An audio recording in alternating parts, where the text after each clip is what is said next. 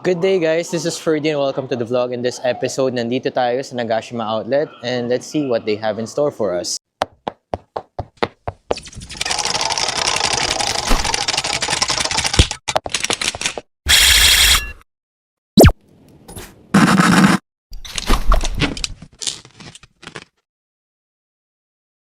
If hindi pa kayo nakasubscribe guys, please make sure that you do so to be updated in our latest videos. And uunahin natin yung Seiko. So, sa Seiko, dito tayo sa mga wristwatch naman. Maiba naman. And meron tayong mga ladies watch and eto, yung mga slim. Tapos, naka-sale din sila, ayan. And dito, yung mga pinakamura nilang watch. Ang lalaki rin ng sale. Makikita nyo sa price, ayan. May pocket watch, mechanical movement, itong mga to. Quartz movement dyan sa taas. They even have the chronograph doon sa taas. Ito naman yung leather straps. Yung chronograph, napakamura. Laki ng sale. Ayan. So, they have the prospects na doon, advert. Ito rin, mga chronograph. Tapos dito naman is yung prospects. Ayan, ang gaganda. Meron tayong Pepsi. Yung black and silver. Ayan. So, meron din sila ditong selection. Kaya lang hindi masyadong malaki yung sale. Pero at least, meron silang selection, di ba? And Seiko 5s. Ayan. So, grabe. Ang gaganda ng Seiko. Meron din silang diver's watch. Prospects pa rin to. Ayan, mechanical. May limited edition din sila. And of course, the Grand Seiko. Ito yung pinakamagandang watch for me. Mas maganda pa siya kaysa dun sa Rolex. Nag-research ako about this one kaya lang ang mahal lang talaga. Pero still, mas mura siya sa Rolex. And grabe, nabubudol ako dito sa mga watches na to. Ang gaganda. Siguro sa future, pag successful na, ito yung kukunin ko. Next natin is Adidas.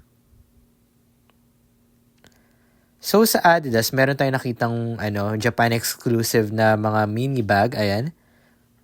Nasa 4,000 yen yung price. Tapos tote bag doon, Japan exclusive. Not to mention the shirts. Ayan, parang yung Wave of Kanagawa. They even have Mount Fuji dun sa likod. Ayan, may black and white.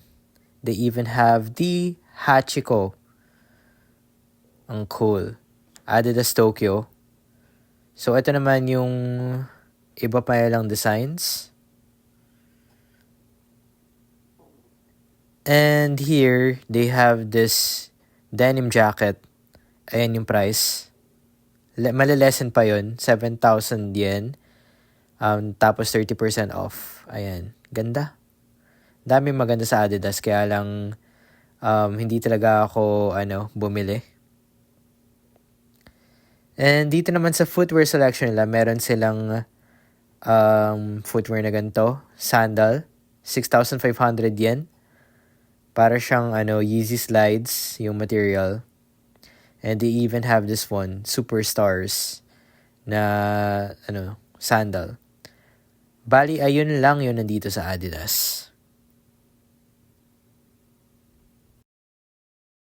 Wala pa naman tayo nakikitang noteworthy na pwedeng makuha dito. Pero at least marami pa rin naman sale. I like those footwear with Adidas kasi parang Yeezy. At presko siya for summer. And ngayon naman punta tayong Dr. Martens.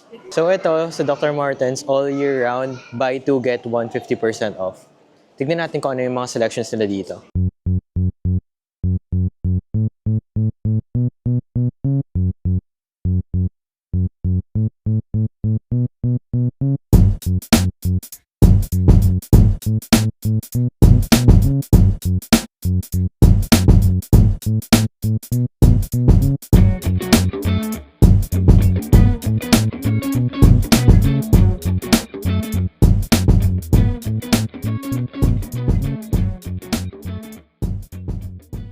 Well, that's what they have with Dr. Martens, and Ayun, bawal mag-video, kaya picture lang yung napakita ko. Next destination tayo. Clark's Wallabies. So, one of my favorites for mod culture fashion. And meron silang silhouette na ganito. Hindi ako familiar. But I believe that's a collaboration. Di ko lang alam kung sino. Ayan. And they have this quilted pattern for this Wallabies. Ang ganda. That's on sale, by the way, 11,000 yen. Yung mga nakikita nyo dito sa 11,000 yen. And they even have the waterproof ones. Ayan. Crepe sole, of course. So, iba't ibang colorway. And dito naman, this is the Gore-Tex Wallabies. Pwede to sa tag-ulan. Even snow. Ayan. They have the maple one and the black one. Ganda ng maple actually. And actually, hindi siya naka-sale. Ayan. Pero may mga sila special na promo like buy 2 get 1 50% off. And 20% off pala. Ayan. And ito naman yung dress shoes nila. Meron din silang crocodile na leather. Synthetic of course. Ayan. And they even have this one, yung split. Ang ganda na split actually. I'm liking those designs more and they have these flowers. Meron din corduroy and that's what they have with Clark's. Well, here we are at Nike and tignan natin kung ano yung mga selections nila dito sa loob. Sa Nike naman, meron silang karatula dito. Ayan. Lahat ng 7,000 up, parang 4,000 na lang. In yen, of course. Ayan. Gaganda naman ang quality nila ng mga apparel. May Air Force One doon and they have this jacket on sale. So, 5,000 yen. Can be lessened pa. And dito tayo sa shoes. So, sa men's selection nila, meron silang ACG at kung ano-ano pang mga silhouette. They even have this one. Yumara ata to. Tapos cloth din yung midsole. Ang cool. And meron silang Dunks. Kodak JPN dati, 8,000 yen na lang. Sobrang limited yan dati. Tapos ngayon, nakasit na lang dito. And they even have this one, crocodile leather na synthetic. And dito tayo sa section na ito. Jordan selection. Sa Jordans, they have this neutral gray. Air Jordan 185 lows. They even have the blue ones and napakarami pa dito. Sobrang dami. Meron din silang mga naka-sale na Air Max DNs. Ayan. Iba't ibang kulay. They even have the OG colorway here. Reminds me of the Supreme DNs that we've got last year. Ayan. Daming selections. Dito naman sa ladies section, they have footwear on sale. And they even have this Panda Dunks. Kaya lang hindi naka-sale. Tapos ito pa yung iba nilang selection. And of course, meron din silang Air Maxes dito sa side na ito. Ayan, may DNs din. Ito yung pinakagusto ko. This is the Tom Sachs collaboration. Ayan, naka-sale lang. Grabe. General purpose shoe. It's made like a boot. And sobrang dami pa pero wala akong size. Kung meron lang nakuha na ako. Sobrang dami pang base sizes dito. And alam ko nagre-resell to before ng sobrang taas. Knowing Tom Sachs. Ayan. And dito tayo sa hash wall nila. They have this Jordan 3. Parang yung kaka-release lang na Supreme na camo. Ayan. A bunch of other shoes.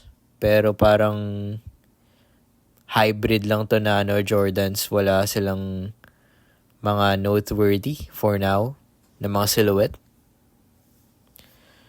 Bali, ayun lang yun nandito sa Nike. Next natin is United Arrows. So, dito naman sa United Arrows,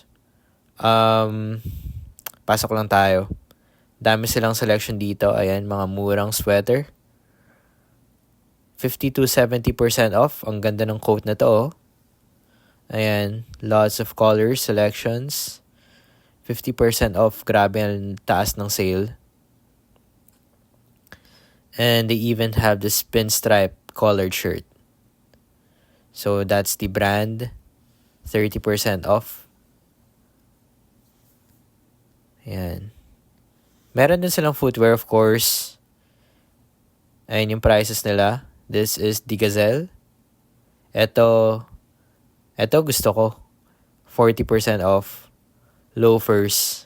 Pang summer na Clark's Wallaby loafer. Ganda naman. Dami pang sizes dito. They even have the regular loafer right here. Ayan. Yan yung price. 30% off. Orange na Clark's Wallabies and desert boots. They even have the Beauty and Youth division by United Arrows, made in Japan loafers. Napakatibay na to. Ayan yung outsole niya, may rubber. Durable talaga. And meron din silang jewelry on sale. 40% off. So, mga lumalabas na parang 2,000 yen na lang. Pants. This is the ladies section, by the way. Ayan, ganda ng quality, oh. Next natin is Nano Universe.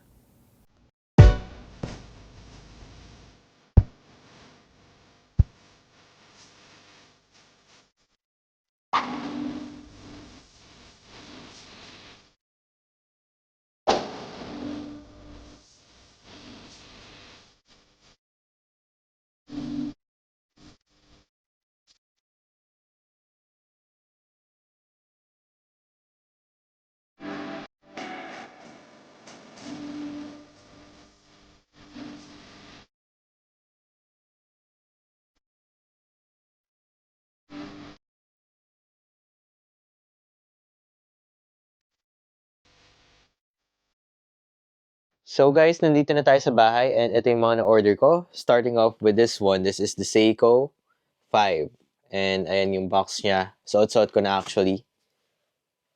Ayan. If you want watches, I can hook you up with this one. So, i-unveil ko lang yung kinuha ko kanina. This is for pansariling gamit. So, yun, sobrang sakit na ng katawan ko kaka-work kaya ni-reward ko yung sarili ko. And ayan, yan yung retail price. So, eto siya. Nakuha natin siya sa Nagashima Outlet. Meron siyang 3-year warranty. Nandyan. Eto yung kanyang case. Seiko in silver colorway. Tapos, nahulog. Meron siyang panlinis na kasama. Ayan. Microfiber cloth and this cushion. Since napaka thin ng wrist ko. Ayan, tinanggalan ako ng bands. Hindi ko alam kung anong tawag dyan. Pasensya na. So, i-unveil ko lang sa inyo. Ito ay tamang-tama sa Tomwood ring. Ayan, signet ring. Etong Seiko 5 na to, ang kanyang strap ay stainless steel. Ayan. And makita niyo sa likod, exhibition back case, as you can see. Ang ganda. So, yung mga kamay niya is glow in the dark, as well as the numbers. Ayan. Yung dial niya is black. Yung bezel niya is black. Sobrang ganda. It goes well with any of my outfits. Pero pag streetwear, ito yung sinusuot ko. Supreme, the North Face. Pwede rin ako magpa-order nito. Ayan. Tuloy na tayo dun sa mga next na na orders. Yung suot ko rin pala is from Nano Universe. So, pag napunta kayo ng Nagashima or if you want to order sa Nagashima, please message me lang in my FB or IG page. So, tara. Balik na tayo sa weekly na mga hookups. Speaking of watches, we have here 2 Bapex watch. And ito yung itsura nila. Ayan. Mga nagpa-order sa atin. Ilang beses ko na rin ito nabanggit. Ito yung box niya. Meron siyang warranty card, precautions, then yung mga kulay green na mga cards doon. Tapos meron siyang fiber cloth dito. And of course, this is the watch. Kamukhang kamukha niya yung Rolex, as you can see. Ayan. So, ang nag-order itong gold is si Sir Pablo. And ayan. Ang ganda. So, meron siyang kasamang tag na ganyan, a bathing ape. Tapos, it is the Bapex. Ang kanyang movement is automatic movement. So, sa nakikita nyo, invisible na ABC camo yun nandun sa niya, sa back case niya. And yung kanyang strap is gold, of course. Bezel is gold, dial is green. So, that's it. Maraming salamat kay Sir Pablo. Yung isa naman, this is what I want kasi black and white. Black and silver, rather. So, ayan. Ganyan din. Meron siyang mga kasamang mga kung ano-ano dyan. Yung mga na-mention natin kanina. And here is the tag from Bape. Napareserve natin to kay Rika-san. Ito naman, this is the Bapex na black and silver. Parehas din sila ng movement. So, automatic rin yung kanyang movement. And invisible na ABC camo at the back. May maliit na Bape branding doon. As well as this one. This very small knob. Ayan. So, maraming salamat kay Sir Nino regarding the silver Bapex. Next natin is an order of Jordan 2. This is for Sir Miguel and this is a collaboration with Nike Air Jordan 2 and Union. Ayan yung kanyang tag. Ayan din yung size. Ito yung box niya, specialized. So, let's see what they have inside. So, of course, this came from Sneaker Dunk. That's why there's an authentication card / thank you card. And ito yung kanyang collaborative branding. Air Jordan, Jumpman, pati yung Union. Encased in the shoe paper, we have this Jordan 2 collaboration. And there's the forefoot area. This is the lateral side. This is the medial side. And ito naman yung tongue area. Ayan. Insole, just the Union Jordan insole. As you can see right there. Heel tab, ganyan lang. And this is the outsole. So, ito yung authentication tag niya from Sneaker Dunk. And this is a Japan release. That's why there's a black tag right over there. And ito yung mga extra laces niya. Comes pre-laced with this beige laces or off-white laces as you can see. Ganda. UN/LA. May mga tags doon. And makikita nyo hint ng box dito sa area na yan. Ganda. So, maraming salamat kay Sir Miguel. Meron din tayo ditong isa pang sapatos. Actually, meron pang dalawa. And this is the Converse All-Star. This is the Made in Japan version. Kaya may nakalagay dyan na Made in Japan. Kitang-kita nyo rin yung size dyan. So, unveil lang natin to. This one is for Sir Ronnie, by the way. Medyo steep lang yung price, pero mas maganda yung quality niya, yung build quality niya, compared sa mga ibang Converse. So, that's the forefoot area. Lateral side. Medial side. The tongue is this flimsy material pero maganda naman. All-Star nakalagay doon. Insole is this rucksack. Parang rucksack yung material niya eh. Ayan, made in Japan. Heel tab, kitang-kita niyo yung made in Japan dyan. And of course, the classic outsole of Converse. Ayan. Ganda. Meron ding in-order si Sir Ronnie dito na tee, Bape tee. And i-unveil lang natin. So, ito yung kanji tee. So, ang benta ko dito is 5,000 pesos. So, ito yung isa pang order ni Sir Ronnie. Ayan, Japan exclusive. Ilang beses ko rin ito na-unveil before. And maraming salamat kay Sir Ronnie. And this one, ito yung On Cloud. So, ito ay kay Ma'am Aliana. This is the On Cloud Triple Black. Ito yung size. And ito siya. Pinaka gusto ko talaga na nakita sa On Cloud to. Kahit na hindi siya collaboration. This is the forefoot area. Ito yung lateral side. This is the medial side. Ito yung tongue. Insole. Ito yung likod. Ito naman yung polarizing midsole. And of course, the regular outsole. Maraming salamat kay Ma'am Aliana for this one. So, marami pa nito sa Supreme as of now, sa store mismo. Pero sold out na siya online. And this is for Sir Casimir. This is the Air Force One Low in the US 8 Triple Black. Supreme Collaborative Box. And this is the extra lace. Lagi ko nakakalimutan yung extra lace shoutout, pero yun, inuna ko na. This is the forefoot area, lateral side with the BOGO, red BOGO. And ito yung medial side. Air Force One Supreme de Brace, as you can see, with the black tag from Japan. And ayan yung kanyang tongue. May branding din yung Supreme doon sa tongue. And of course, the insole. Ito naman yung outsole. And maraming salamat kay Sir Casimir for that. Countless of times ko na rin itong in-unveil. This is the Supreme Backpack. Ayan. Kung gusto yung makita yung details about this one, please refer to the last video that I've published. So, ayun. Maraming salamat kay Sir Yowski. This one, this is for Sir Clint. Meron siya dito ang authentication card from them. Ayan. Thank you, it says there. It says here that this is verified authentic with them. Ang nag-appraise dyan is Sneaker Dunk. This is the Verdi collaboration. Ito yung human-made sa harap. Tapos, ito naman yung sa likod. So, sobrang hirap makakuha nito. Pero still, we can get it naman. Kasi nung, nag-join ako ng raffle niyan para makuha ng tee. Parang naanuhan na ata ng bots na unahan. Pero still, we can get it naman sa Sneaker Dunk. If you want, please message me na lang. Maraming salamat kay Sir Clint. Speaking of human-made, we have something from Sneaker Dunk. Sobrang laki nito. And this is for Sir Dan. This is the authentication card for this one. It's verified authentic by them. Thank you, it says there. Sobrang ganda ng rug na to. Kita-kita niya naman yung human-made branding yan. Human-made. And meron siyang verified authentic tag na to. Ito pala ay sold out na kahit saan. Kaya sa Sneaker Dunk lang natin nakuha. And meron siyang precautions dito. You can cut it if you want. Ang likod ng rug niya is ganito. So tamang-tama ito pang design ng room. Napakaganda. Maraming salamat pala kay Sir Dan again for this one. I have 2 orders for Sir Erickson, and these are the X Large Polo and the Supreme Denim Polo.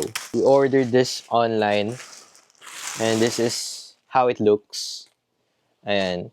So, para siyang slacks material. Actually, matagal na itong release. Ayan, ang ganda. Napaka-subtle lang ng X Large. Pero, maganda rin naman talaga ang X Large. Ayan. So, retails for 12,100 yen, as you can see, with the tag of X Large. The other one is this Supreme. I just like this color of them. Beige kasi, ayan. So, Supreme Denim Polo. Ayan. Ang size ko dito is M. So, it's like the same with your regular Supreme shirts pag gusto yung bumili. And merong subtle na box logo dyan. Sobrang liit.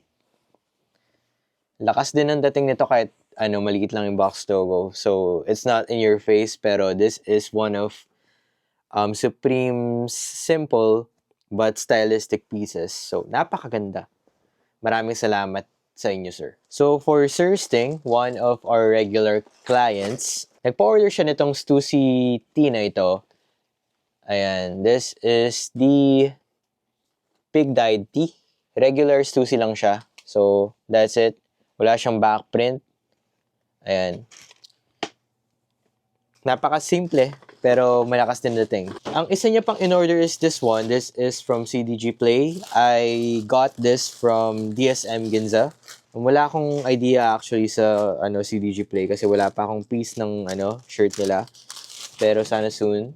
Meron namang dimensions, so I can assist you regarding this one. So, ito naman yung CDG Play. Wala rin siyang backprint. Just this regular heart logos that you have at the front. So, ayan. Maraming salamat kay Sir Sting. So, meron tayo ditong Beams pants. This is for Sir Kim.